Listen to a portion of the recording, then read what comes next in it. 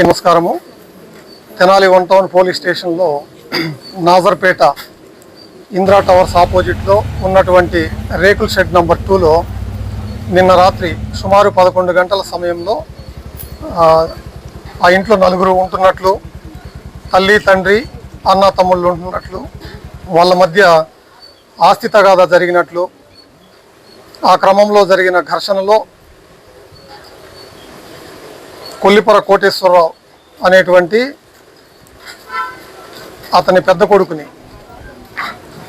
విజయమ్మ, మరియదాసు, భాస్కర్రావు అనేటువంటి ముగ్గురు వ్యక్తులు అతన్ని కొట్టి చంపినట్లుగా మాకు 112 కాల్ వచ్చింది. మేము ఇమీడియట్గా సీన్కి రష్ అయ్యాం.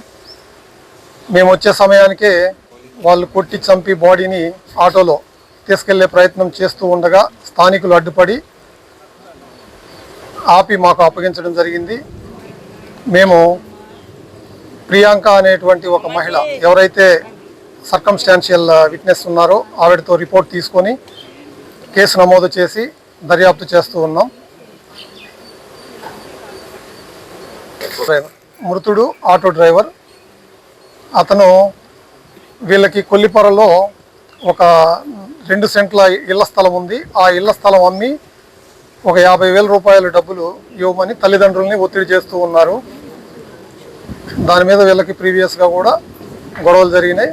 రాత్రి ఆ డబ్బు విషయంలోనే గొడవ జరిగిన క్రమంలో జరిగిన ఘర్షణలో అతన్ని కొట్టి చంపడం జరిగింది.